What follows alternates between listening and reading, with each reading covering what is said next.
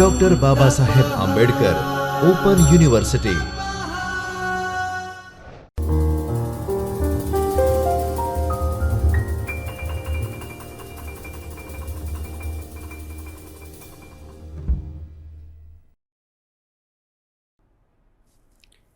નમસ્કાર તાલીમાર્થી મિત્રો, doctor Baba Saheb Ambedkar open યુનિવર્સિટીના ચૈતન્ય સ્ટુડિયોમાં શિક્ષણશાસ્ત્ર વિભાગમાંથી હું ડૉક્ટર હિના રાવલ આપ સૌનું સ્વાગત કરું છું. તાલીમાર્થી મિત્રો, આજે આપણે બીએડના પ્રથમ વર્ષના પેપર કોડ ES 116 ગુજરાતીનું અધ્યાપન, જેમાં વિભાગ 1 એકમ 4 માતૃભાષા શિક્ષણના હેતુઓ, જેના બીજા વ્યાખ્યાનમાં અભ્યાસ કરીશું.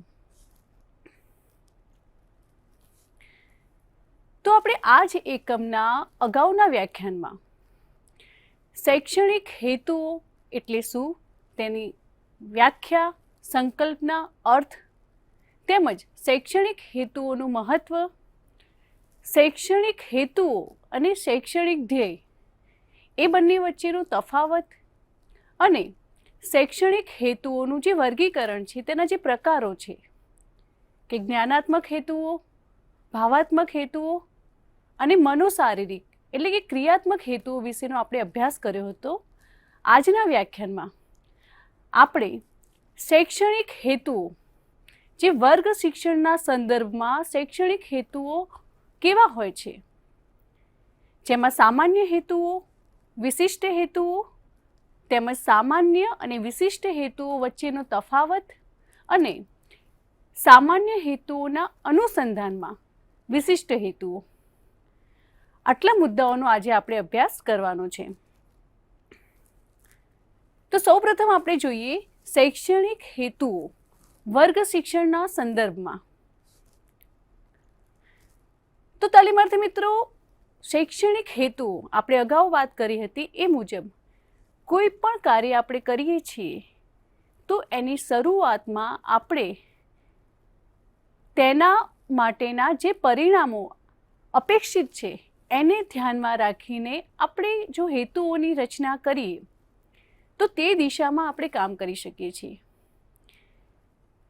તેવી જ વસ્તુ શિક્ષણની બાબતમાં છે કે શિક્ષણ એ ખરેખર સાચા અર્થમાં વર્ગમાં જે શિક્ષણ અપાય છે વિદ્યાર્થીઓને, તેમજ શિક્ષક દ્વારા જે શિક્ષણ અપાય છે એમાં શિક્ષક એ વિદ્યાર્થીને જે શીખવવા માંગે છે કે વિદ્યાર્થીના વર્તનમાં જે અપેક્ષિત ફેરફાર કરવા માંગે છે કે પરિવર્તન કરવા માંગે છે એને ધ્યાનમાં રાખીને એને અનુલક્ષીને કેટલાક હેતુઓની રચના કરે છે અને ત્યારબાદ એ હેતુઓને ધ્યાનમાં રાખીને શિક્ષણ જે પ્રક્રિયા છે, અધ્યયન અધ્યાપન પ્રક્રિયા છે તે કરે છે. તો આ રીતે વર્ગ શિક્ષણ પ્રક્રિયામાં જે શિક્ષણના જે મુખ્ય ધ્યેય છે, લક્ષ્યાંકો છે, કે જ્યારે કોઈ પણ ધોરણના શિક્ષણ માટેના ધ્યેય નક્કી થાય છે, જે ધ્યેય એ લાંબા ગાળાના હોય છે અને તેની પૂર્તિ માટે એટલે કે તેને પૂરા કરવા માટે એના હેતુઓની રચના કરવામાં આવે છે અને હેતુઓની રચના બાદ હેતુઓને પરિપૂર્ણ કરવા માટે એ મુજબની શિક્ષણ પ્રક્રિયા, વિવિધ પ્રવૃત્તિઓ વગેરેનું આયોજન કરવામાં આવે છે. તો આ જે પ્રક્રિયા છે એમાં મુખ્ય એ વિદ્યાર્થીના વર્તનમાં અપેક્ષિત પરિવર્તન કરવાનું છે અને એ માટે શિક્ષણ જે છે, વર્ગખંડ શિક્ષણ છે, એમાં 3 બાબતો ખૂબ મહત્ત્વની છે, જેમાં સૌ પ્રથમ છે સામાન્ય હેતુઓ, બીજું છે વિશિષ્ટ હેતુઓ અને નંબર 3 અપેક્ષિત વર્તન પરિવર્તનો એટલે સંરચિત હેતુઓ. હવે આપણે સામાન્ય હેતુ એટલે શું? તાલીમાર્થી મિત્રો, બીએડના તાલીમાર્થી તરીકે હવે આપણે શિક્ષક તરીકે જ્યારે આપણી ભૂમિકા ભજવવાની છે ત્યારે આપણે આજના સમયમાં જોઈએ છીએ કે ઘણી બધી શાળાઓમાં શિક્ષકો હોય છે, પરંતુ બીએડની ડિગ્રી લીધેલ શિક્ષક બીએડનો તાલીમી કોર્સ લીધેલ શિક્ષક એની અધ્યાપન પ્રક્રિયા અને કોઈ પણ પ્રકારની બીએડની તાલીમી ડિગ્રી લીધેલ ન હોય તેવા શિક્ષક એ બંનેમાં ઘણો બધો ફેર પડી જાય છે. કારણ તેમની શિક્ષણ આપવાની પ્રણાલી પરથી, શિક્ષણ આપવાની પદ્ધતિ પરથી. કારણ કે બીએડ દ્વારા આપણે શિક્ષકે કયા પ્રકારે અધ્યાપન કરાવવી તેની આપણે તાલીમ પ્રાપ્ત કરીએ છીએ. અને માટે જ જ્યારે વર્ગખંડમાં એક શિક્ષક તરીકે આપણે વિદ્યાર્થીઓ સમક્ષ કંઈક નવું જ્ઞાન આપીએ છીએ ત્યારે ચોક્કસ આયોજન મુજબનું કાર્ય કરીએ છીએ. અને એ આયોજનને પાર પાડવા માટે આપણે તેના હેતુઓની રચના કરીએ છીએ. તો એમાં સૌ પ્રથમ આપણે સામાન્ય હેતુઓ. તાલીમાર્થી મિત્રો, જ્યારે આપણે અન્ય શાળાઓમાં પાઠ આપવા જઈએ છીએ ત્યારે જે પાઠ આયોજન નોંધ તૈયાર કરીએ છીએ તેમાં પણ સામાન્ય હેતુઓ, વિશિષ્ટ હેતુઓ, વિષય વસ્તુને સંદર્ભિત જે સહઅભ્યાસિક પ્રવૃત્તિઓ હોય છે, વિવિધ પ્રવૃત્તિઓ હોય છે, એ તમામ બાબતોની આપણે નોંધ એ પાઠ આયોજનમાં કરવાની હોય છે. જેમાં શરૂઆત એ સામાન્ય હેતુઓ અને વિશિષ્ટ હેતુઓથી થાય છે. માટે સામાન્ય હેતુઓ અને વિશિષ્ટ હેતુઓની રચના કઈ રીતે કરવી એ શીખવું એ આપણા માટે ખૂબ જરૂરી છે. તો હવે આપણે સામાન્ય હેતુઓ વિશે જોઈએ કે સામાન્ય હેતુ એટલે શું. કે વિષયના સંદર્ભમાં કોઈ પણ વિષય હોય, ગુજરાતી, હિન્દી કે કોઈ પણ વિષય હોય, એ વિષયના સંદર્ભમાં નિશ્ચિત કરાયેલા અધ્યયન હેતુઓને સામાન્ય હેતુઓ કહે છે. કે કોઈ એક નિશ્ચિત વિષયને ધ્યાનમાં રાખીને, એ સમગ્ર વિષયને ધ્યાનમાં રાખીને જે લાંબા ગાળે પ્રાપ્ત થાય છે જેના પરિણામો, એને ધ્યાનમાં રાખીને જે હેતુઓની રચના થાય છે જેને આપણે સામાન્ય હેતુઓ કહે છે. હવે આ જે હેતુ છે એ વિષયને આધારે નક્કી થાય છે. જેમ કે આપણે ગુજરાતીના સામાન્ય હેતુની વાત કરીએ કે વિદ્યાર્થી કાવ્ય પ્રત્યે રુચિ કેળવે, તો આ જે હેતુ છે સામાન્ય હેતુ તે અન્ય વિષયમાં અલગ રીતે હોઈ શકે. એટલે વિષય મુજબ હેતુઓની રચના થાય છે. કોઈ પણ એક હેતુ એ દરેક વિષયમાં સરખો હોતો નથી.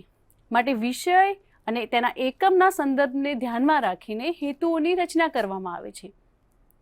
કે અનેક જે વિશિષ્ટ હેતુઓ છે એ હેતુઓની સિદ્ધિ વડે એક સામાન્ય હેતુ સિદ્ધ કરી શકાય. મિત્રો, અહીં ખાસ એક નોંધ લેવાની વાત છે કે દેખીતી રીતે આપણને એવું લાગશે કે સામાન્ય હેતુ એ ઘણા બધા નાના નાના હેતુઓ હશે, જ્યારે વિશિષ્ટ હેતુ એ કોઈ એક હેતુ હશે. પરંતુ એવું નથી. વિશિષ્ટ હેતુ એ ઘણા બધા નાના નાના હેતુઓ છે કોઈ એકમના સંદર્ભમાં, જ્યારે સામાન્ય હેતુ એ મુખ્ય હેતુ છે. તો અહીં આપણે એ બાબતને ધ્યાનમાં રાખવાનું છે કે સામાન્ય હેતુ એ મહત્વની બાબત છે, એ મુખ્ય બાબત છે, અને વિશિષ્ટ હેતુ એ તેના પેટા હેતુઓ છે.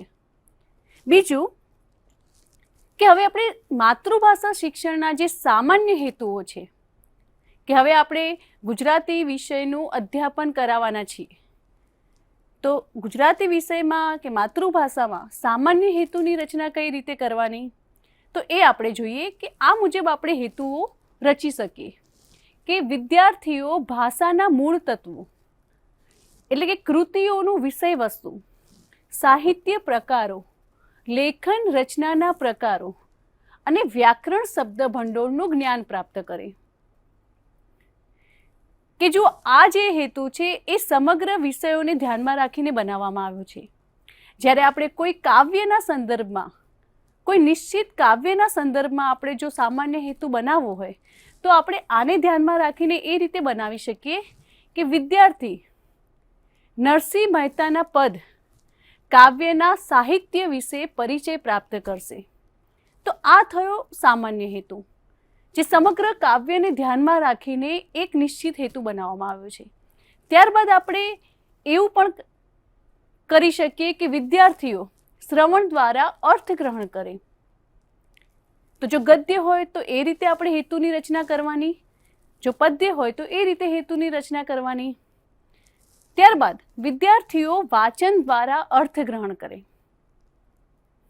ચોથું છે વિદ્યાર્થીઓ પ્રાપ્ત જ્ઞાનનું પાઠ્ય અને વ્યાકરણલક્ષી વિષય વસ્તુ ઉપયોજન કરે.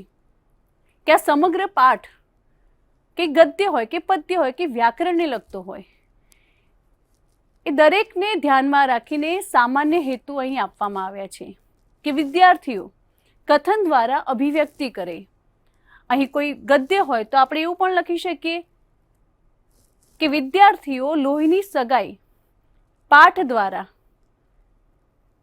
ભાવોનું અભિવ્યક્તિ તરફ ગતિ કરે કે રસ કેળવે. તો એ રીતે પણ આપણે કરી શકીએ. ત્યારબાદ વિદ્યાર્થીઓ લેખન દ્વારા અભિવ્યક્તિ કરે. અને સાતમું છે વિદ્યાર્થીઓ સાહિત્ય કૃતિઓનો આનંદ મેળવે, કે સાહિત્ય કૃતિઓમાં રસ લે કે રસ દર્શન કરે. કે જો આ જે છે એ સામાન્ય હેતુ, એ સમગ્ર અધ્યયન પ્રક્રિયા પૂર્ણ થાય ત્યારે આ હેતુ સિદ્ધ થાય છે, માટે તેને આપણે સામાન્ય હેતુ કહીએ છીએ. ત્યારબાદ અહીં આપણે માતૃભાષા શિક્ષણના જે સામાન્ય હેતુઓ છે એ હેતુઓ એ બ્લૂમ રચિત યોજના મુજબ અહીં એનું વર્ગીકરણ કરવામાં આવ્યું છે. કે આપણે અગાઉના વ્યાખ્યાનમાં જોયું હતું કે બેન્જામિન બ્લૂમ અને તેમના સાથીદારોએ શૈક્ષણિક હેતુઓના પ્રકાર પાડ્યા છે, વર્ગીકરણ કર્યું છે. અને એમણે 3 પ્રકાર પાડ્યા છે કે જ્ઞાનાત્મક હેતુ, ભાવાત્મક હેતુઓ અને ક્રિયાત્મક હેતુ અથવા તો મનોશારીરિક હેતુઓ. તો આ જે 3 પ્રકાર પાડ્યા છે એના સંદર્ભમાં અહીં હેતુઓનું વર્ગીકરણ કરવામાં આવ્યું છે. કે સામાન્ય હેતુઓને આ રીતે વર્ગીકૃત કરવામાં આવ્યું છે કે ભાષાના મૂળ તત્વોનું જ્ઞાન પ્રાપ્ત કરે. હવે જો અગાઉ આપણે વાત કરી હતી કે આ જે 3 પ્રકારો છે એ 3 પ્રકારો તેના ક્ષેત્ર પણ અલગ છે. જેમ કે આ જે સામાન્ય હેતુ છે ભાષાના મૂળ તત્વોનું જ્ઞાન પ્રાપ્ત કરે, તો અહીં વિદ્યાર્થી જ્ઞાન પ્રાપ્તિનો જે હેતુ છે એ પ્રાપ્ત કરશે અને તેનું ક્ષેત્ર એ જ્ઞાનાત્મક ક્ષેત્ર છે. તેવી રીતે શ્રવણ દ્વારા અર્થગ્રહણ કરે, તો અહીં અર્થગ્રહણ કે સમજ આપણે જ્ઞાનાત્મક હેતુઓના જે એની અંદર જે પ્રકાર આપવામાં આવ્યા હતા, એનું જે સ્તર આપવામાં આવ્યું હતું એનું અહીં વર્ણન કરવામાં આવ્યું છે. તો એ પણ થયું જ્ઞાનાત્મક ક્ષેત્ર. ત્યારબાદ વાંચન દ્વારા અર્થગ્રહણ કરે, કે હવે તેનો ઉપયોગ કરે છે. ઉપયોજન એટલે ઉપયોગ, કે વિદ્યાર્થી વાંચે છે અને વાંચન દ્વારા તેનો અર્થગ્રહણ કરવાનો પ્રયત્ન કરે છે. તો અહીં પણ જ્ઞાનનું જે ક્ષેત્ર છે તેનો વિકાસ થાય છે. ત્યારબાદ કથન દ્વારા અભિવ્યક્તિ, લેખન દ્વારા અભિવ્યક્તિ કરે છે. અહીં સંશ્લેષણની જે પ્રક્રિયા છે, સંશ્લેષણનો જે હેતુ છે એ સિદ્ધ થાય છે અને તે પણ જ્ઞાનાત્મક ક્ષેત્ર છે. ત્યારબાદ સાહિત્ય કૃતિઓનો આનંદ મેળવે અથવા તો રસ લે કે રસ દર્શન કરે. તો આ જે છે એ વ્યક્તિના અનુભવ, તેના પ્રતિભાવ અને તેની કદર, એનો અહીં જે હેતુ છે એ સિદ્ધ થાય છે. અને આ જે બધી બાબત છે એ ભાવાત્મક ક્ષેત્ર, વ્યક્તિના ભાવ, તેની લાગણીઓ સાથે જોડાયેલી છે. તો આ રીતે અહીં આ જે બતાવ્યું છે તેમાં મોટા ભાગે જ્ઞાનાત્મક ક્ષેત્ર અને ભાવાત્મક ક્ષેત્રની વાત કરવામાં આવી છે. અહીં મનોશારીરિક ક્ષેત્રની વાત કરવામાં આવી નથી. ત્યારબાદ વિશિષ્ટ હેતુઓ આપણે વિશે પરિચય પ્રાપ્ત કરીએ. હવે વિશિષ્ટ હેતુઓ, તો વિશિષ્ટ હેતુઓ એ સામાન્ય હેતુઓની સિદ્ધિ માટે, હવે આપણે સામાન્ય હેતુની રચના કરી દીધી, હવે તેના સંદર્ભમાં આપણે વિવિધ વિશિષ્ટ હેતુઓની રચના કરવાની છે. કે જેમ એક આપણે સામાન્ય હેતુ રચ્યો કે લોહીની સગાઈ પાઠનું રસ દર્શન કરે, વિદ્યાર્થી લોહીની સગાઈ પાઠનું રસ દર્શન કરે. તો એવી રીતે હવે એના ઉપરથી આપણે વિવિધ વિશિષ્ટ હેતુઓની રચના કરવાની છે. તો જોઈએ કે સૌપ્રથમ વિશિષ્ટ હેતુ એટલે શું. તો સામાન્ય હેતુઓની સિદ્ધિ માટે માતૃભાષાના વિષય વસ્તુના સંદર્ભમાં તાસ શિક્ષણને, એટલે કે કોઈ પણ એક પીરિયડ કે તાસને ધ્યાનમાં રાખીને એક તાસમાં સિદ્ધ થઈ શકે તેવા ટૂંકા ગાળાના એટલે કે રોજબરોજના શિક્ષણમાં ઉપયોગી થાય તેવા હેતુઓની રચના કરી શકાય. અને આ રીતે જે હેતુઓ બનાવવામાં આવે છે તેને વિશિષ્ટ હેતુઓ કહેવામાં આવે છે. બીજી વ્યાખ્યા જોઈએ કે એક જ તાસમાં સિદ્ધ થઈ શકે તેવા હેતુઓ એટલે વિશિષ્ટ હેતુઓ. ત્યારબાદ જોઈએ કે સામાન્ય હેતુની સિદ્ધિ અર્થે ટૂંકા ગાળામાં સિદ્ધ થઈ શકે તેવા હેતુઓ એટલે વિશિષ્ટ હેતુઓ. તો તાલીમાર્થી મિત્રો, અહીં આ જે 3 વ્યાખ્યા છે એના ઉપરથી એ ફલિત થાય છે કે સૌપ્રથમ તો વિશિષ્ટ હેતુઓ એ ટૂંકા ગાળાના હેતુઓ છે, એટલે કે ટૂંક સમયમાં આપણને એના પરિણામો પ્રાપ્ત થાય છે. બીજી વસ્તુ એ કે વિશિષ્ટ હેતુઓ એ કોઈ એક તાસ દરમિયાન સામાન્ય હેતુના સંદર્ભમાં એને ધ્યાનમાં રાખીને જે હેતુઓ રચાય છે એને આપણે વિશિષ્ટ હેતુ કહીએ છીએ. તો આ રીતે આપણે કોઈ એક એકમના સંદર્ભમાં એક તાસ દરમિયાન સિદ્ધ થાય તેવા હેતુઓની આપણે રચના કરીએ છીએ, જેને આપણે વિશિષ્ટ હેતુ કહીએ છીએ.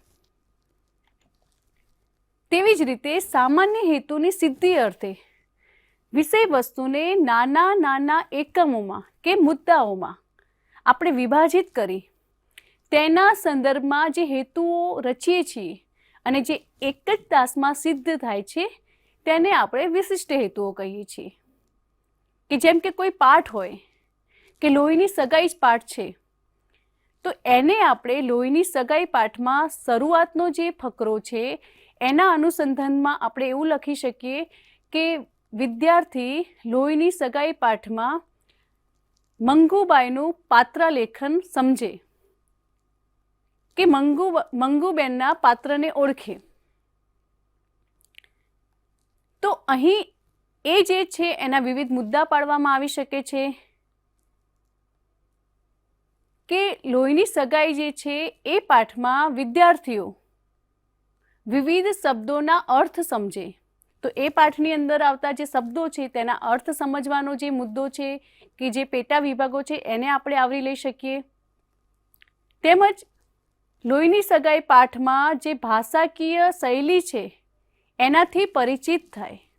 તો આ રીતે વિવિધ નાના નાના એકમોમાં કે વિવિધ મુદ્દાઓમાં તેને આપણે વર્ગીકૃત કરી શકીએ. ત્યારબાદ વિશિષ્ટ હેતુઓના લક્ષણો અને સંકલ્પના. તો સૌપ્રથમ તો વિશિષ્ટ હેતુઓ એ ટૂંક સમયમાં અને એક જ તાસમાં સિદ્ધ થાય છે. હવે આ હેતુઓને સિદ્ધ કરવા માટે ઓછામાં ઓછા સાધનો અને શક્તિથી તે સિદ્ધ થાય છે. ભાષાકીય રીતે આ જે હેતુઓ છે એ ખૂબ જ સરળ અને ટૂંકા અને સ્પષ્ટ છે. મૂલ્યાંકન થઈ શકે તેવા હેતુઓ હોય છે. વિષય વસ્તુની સ્પષ્ટતા કરતા હેતુઓ શું વિશિષ્ટ શીખવાનું છે તેની સ્પષ્ટતા કરે છે. વિષયાંગ અને વિદ્યાર્થીઓની વયકક્ષા અનુસારના આ હેતુઓ હોય છે. તેમજ જે શૈક્ષણિક પદ્ધતિઓ હોય છે કે વિવિધ સાધનો હોય છે, એ સાધનો, અભિગમો અને અધ્યયનોના જે અનુભવો હોય છે તેમજ વર્તન તરાહો અને મૂલ્યાંકન માટે દિશા સૂચવતા હેતુઓ હોય છે.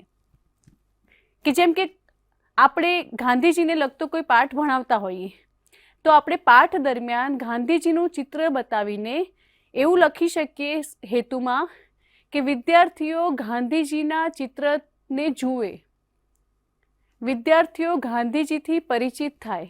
તો આ રીતે વિવિધ જે સાધન સામગ્રીઓનો ઉપયોગ કરીને, વિવિધ શૈક્ષણિક પદ્ધતિઓનો ઉપયોગ કરીને એ અંગેના આપણે હેતુઓની રચના કરી શકીએ, જેને આપણે વિશિષ્ટ હેતુઓ કહીએ છીએ. ત્યારબાદ હવે આપણે સામાન્ય હેતુઓ અને વિશિષ્ટ હેતુઓ એ બંને વચ્ચેનો જે તફાવત છે તે જોઈએ. કે સૌપ્રથમ સામાન્ય હેતુઓ કે શિક્ષણના ધ્યેયો કે લક્ષ્યો તરફ પ્રયાણ કરે.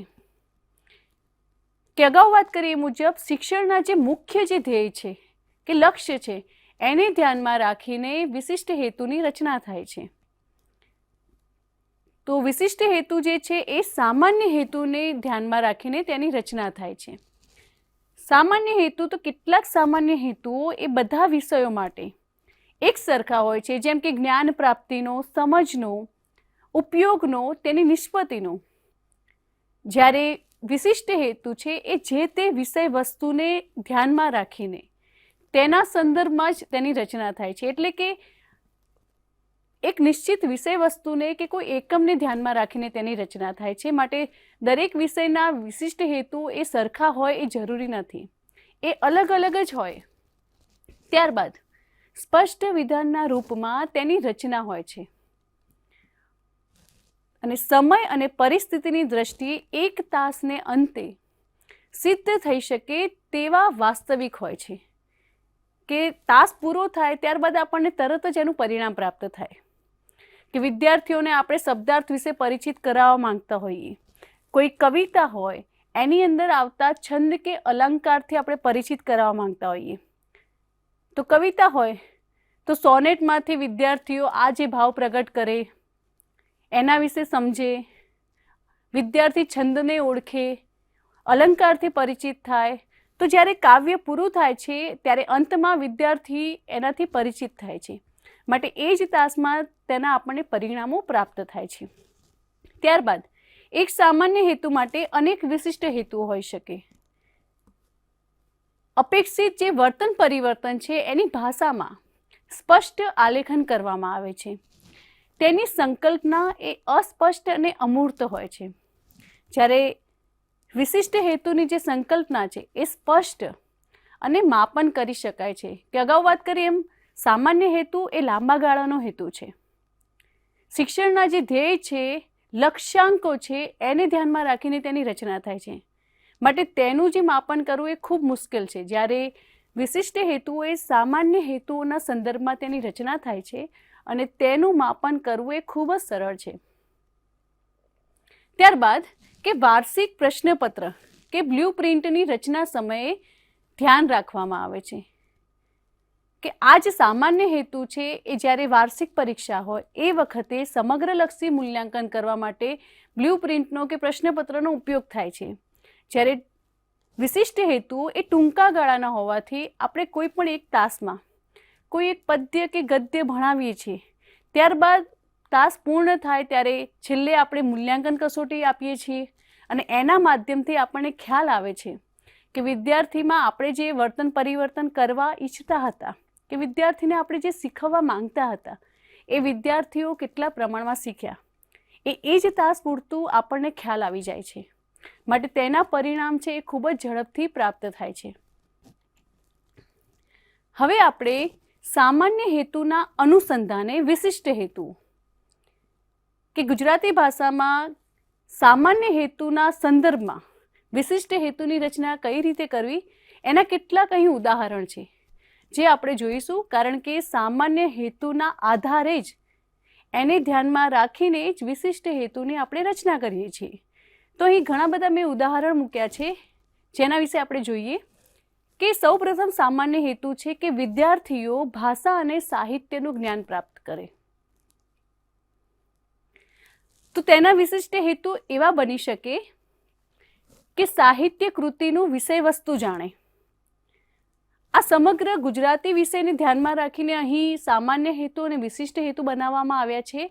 આપણે કોઈ પદ્ય, ગદ્ય કે વ્યાકરણનો કોઈ વિભાગ હોય કે ભાગ હોય એને ધ્યાનમાં રાખીને આ હેતુ બનાવવા હોય તો અહીં હું એક ઉદાહરણ આપીશ તમને કે વિદ્યાર્થીઓ લોહીની સગાઈ પાઠનું જ્ઞાન પ્રાપ્ત કરે કે લોહીની સગાઈ પાઠ વિશે પરિચય પ્રાપ્ત કરે. હવે પરિચયમાં એના વિશિષ્ટ હેતુઓ ઘણા બધા આવશે, બરાબર. તો અહીં એવું છે કે સાહિત્ય કૃતિનું વિષય વસ્તુ જાણે, તો લોહીની સગાઈ ગદ્યનું વિષય વસ્તુ જાણે. ત્યારબાદ સાહિત્ય કૃતિના પ્રકારો વિશે જાણે, તો લોહીની સગાઈમાં મંગુબેનનું પાત્ર જે છે એના વિશે તે પરિચય પ્રાપ્ત કરે. ત્યારબાદ આ રીતે અલગ અલગ જે લોહીની સગાઈ પાઠમાં વ્યાકરણગત જે બાબતો હોય એને ધ્યાનમાં રાખીને પણ બનાવી શકાય કે જોડણી અંગેનો ખ્યાલ મેળવે, વિદ્યાર્થી અપરિચિત શબ્દોનો પરિચય પ્રાપ્ત કરે, વિદ્યાર્થી પાઠમાં આવતા વિવિધ શબ્દ સમૂહો વિશે પરિચિત થાય, વગેરે પ્રકારના આપણે જે વિશિષ્ટ હેતુ છે એની આપણે રચના કરી શકીએ. ત્યારબાદ બીજો વિશિષ્ટ હેતુ છે કે વિદ્યાર્થીઓ શ્રવણ દ્વારા અર્થ ગ્રહણ કરે. હવે જ્યારે શિક્ષક વર્ગખંડમાં ભણાવે છે ત્યારે શિક્ષક એ સતત કોઈ ગદ્ય કે પદ્યને વાંચન કરે છે કે ગાય છે, પદ્યનું ગાન કરે છે, ત્યારે વિદ્યાર્થી એને સાંભળે છે. તો એને ધ્યાનમાં રાખીને, એ જે કૌશલ્ય છે એને ધ્યાનમાં રાખીને પણ આપણે આ રીતે વિશિષ્ટ હેતુ, સામાન્ય હેતુ બનાવી શકીએ. જેના વિશિષ્ટ હેતુ આ રીતે થશે કે એકાગ્રતાથી સાંભળે, વિદ્યાર્થી એકાગ્રતાથી સાંભળે. ત્યારબાદ વિદ્યાર્થી વક્તા પ્રત્યે અભિમુખ બને. આ જે બધા હેતુઓ રચવામાં આવે છે તે વિદ્યાર્થીઓને સંદર્ભમાં રાખીને વિદ્યાર્થીઓ માટે રચવામાં આવે છે. માટે આપણે વિદ્યાર્થીઓ એ શબ્દનો પ્રયોગ કરવો એ ખૂબ જરૂરી છે. ત્યારબાદ વિદ્યાર્થીઓ પૂછાયેલા પ્રશ્નોના ઉત્તર આપે. વિદ્યાર્થીઓ સાંભળેલી સામગ્રીમાંથી મહત્વના અંશો તારવી રજૂ કરે. વિદ્યાર્થી વિવિધ ભાવો સમજે, વિવિધ વાક્ય તરાઓ સાંભળીને તેમાંના ભાવો સમજે. તો આ રીતે પણ આપણે હેતુઓ બનાવી શકીએ. ત્યારબાદ ત્રીજો સામાન્ય હેતુ છે કે વિદ્યાર્થીઓ વાંચન દ્વારા અર્થ ગ્રહણ કરે. તો તેના વિશિષ્ટ હેતુ આ રીતે રચાશે કે વિદ્યાર્થીઓ એ માન્ય ભાષામાં યોગ્ય ઝડપ, સ્વરભાર અને આરોહ અવરોહથી વિરામ ચિહ્નોને ધ્યાનમાં રાખીને વાંચન કરે. કે તાલીમાર્થી મિત્રો, આ ખૂબ અગત્યની બાબત છે કે જ્યારે આપણે અધ્યયન અધ્યાપન કરાવીએ છીએ ત્યારે વિદ્યાર્થીઓ એ સતત આપણું ધ્યાન દોરે છે, તેમજ આપણી પ્રત્યે ધ્યાન રાખે છે. આપણે કઈ રીતે તેનું વાંચન કરીએ છીએ, ગદ્ય કે પદ્યનું, આપણા આરોહ અવરોહ, આપણો ભાવ, એ દરેક બાબતો અધ્યયન અધ્યાપન પ્રક્રિયામાં મહત્વનો ભાગ ભજવે છે. અને આપણી જે શૈલી છે એ વિદ્યાર્થીઓ ઉપર ખૂબ જ અસર પાડે છે. કારણ કે આપણે જે રીતે રજૂઆત કરીશું, આપણને યાદ હશે કે વર્ષો પહેલાં જ્યારે અમારા શિક્ષકો કોઈ કવિતા ગાઈને સંભળાવતા અને ત્યારબાદ અમે એમનું અનુકરણ કરતા, એ કવિતા ફરી અમે ગાતા, ત્યારે એ સમયની કવિતા જે યાદ રહી હતી તે આજે પણ ભૂલતા નથી. તો શિક્ષણ પ્રક્રિયામાં પણ એવું છે કે જો કોઈ પણ વિષય વસ્તુને અસરકારક રીતે રજૂ કરીને વિદ્યાર્થીઓને ગમે, એમની રસ રુચિ કેળવાય એ રીતે જો રજૂ કરવામાં આવે તો વિદ્યાર્થીઓને ખૂબ જ સરળતાથી અને ખૂબ જ ઝડપથી યાદ રહી જાય છે. તેમજ એકદમ રસથી તેઓ તેમાં અધ્યયન કરે છે. તેવી રીતે વાંચન સામગ્રીના ભાવોને અનુરૂપ વાંચન કરે. કે વાંચન કરવાની પણ એક સ્કિલ છે, એનું એક કૌશલ્ય છે. કે વર્ગખંડમાં ઘણા બધા વિદ્યાર્થીઓ હોય છે. એ ઘણા બધા વિદ્યાર્થીઓમાં તમે કેટલાક બાળકોને તમે ગદ્યનો કોઈ ફકરો વાંચવા માટે ઊભો કરો છો, ત્યારે દરેકની શૈલી અલગ અલગ હોય છે. વર્ગખંડમાં કેટલાક વિદ્યાર્થીઓ એવા હશે કે તે ખૂબ જ સુંદર રીતે વિવિધ આરોહ અવરોહથી અને ભાવથી ફકરાને રજૂ કરશે, જ્યારે કેટલાક વિદ્યાર્થીઓ એવા હશે જે એકદમ શાંત રીતે કે કોઈ પણ જાતના ભાવ વગર એનું વાંચન કરશે. તો એ બંનેમાં તફાવત છે. તો એક શિક્ષક તરીકે આપણે જે વિદ્યાર્થીઓને એમાં તકલીફ પડે છે એ વિદ્યાર્થીઓને એમાં સુધારો કરીને એ સારી રીતે આરોહ અવરોહ તેમજ ભાવયુક્ત વાંચી શકે. અવાજની તીવ્રતા, એની ઝડપ, એનું પ્રમાણ, એ દરેક બાબતોને ધ્યાનમાં રાખીને શિક્ષક વિદ્યાર્થીઓને સારી રીતે વાંચન કરતાં શીખવે, એ પણ ખૂબ મહત્ત્વની બાબત છે. અને આ જે બધા હેતુઓ છે એને ધ્યાનમાં રાખીને સામાન્ય હેતુની રચના થાય છે. ત્યારબાદ વાંચન સામગ્રીમાંની વિગતોને સાંકળી સમજે છે. કે આપણે વાંચતા વાંચતા એ વાંચન સામગ્રીમાં શું છે એનો અર્થ સમજવાનો પણ આપણે પ્રયત્ન કરીએ છીએ. તો એ રીતે આપણે કરી શકીએ. ત્યારબાદ ચોથો સામાન્ય હેતુ છે કે વિદ્યાર્થીઓ કથન દ્વારા અભિવ્યક્તિ કરે.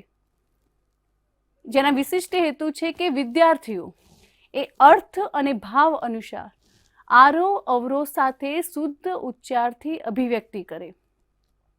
ભાવોને સમજીને રજૂઆત કરે.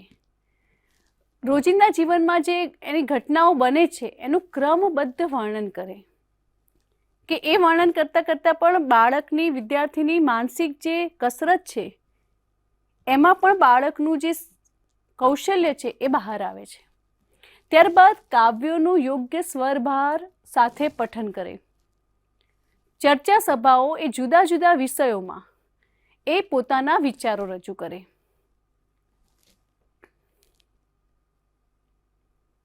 ત્યારબાદ વિદ્યાર્થીઓ લેખન દ્વારા અર્થગ્રહણ કરે, કે લેખન દ્વારા વિદ્યાર્થીઓ એ પોતાના જે અર્થ છે કે જરૂરી અર્થને અનુરૂપ શબ્દો લખે.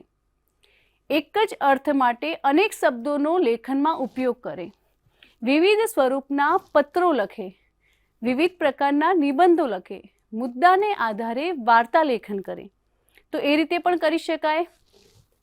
છઠ્ઠો સામાન્ય હેતુ છે કે વિદ્યાર્થીઓ સાહિત્યના વિવિધ સ્વરૂપોમાં રસ અને વલણ કેળવે, જેનો વિશિષ્ટ હેતુ છે કે સાંભળેલી અને વાંચેલી સામગ્રીને અનુરૂપ સામગ્રી વિશે વાત કરે. પાઠ્ય સામગ્રીને આધારે મૂળ કૃતિઓ જોવાની અભિરુચિ કેળવે અને એક સરખા વિષયવાળા કાવ્યોનું શ્રવણ વાંચન સંગ્રહ કરે. તો આ રીતે પણ હેતુની રચના થાય. ત્યારબાદ સાતમો જે સામાન્ય હેતુ છે એ વિદ્યાર્થીઓ મેળવેલા જ્ઞાનનો ઉપયોગ કરે.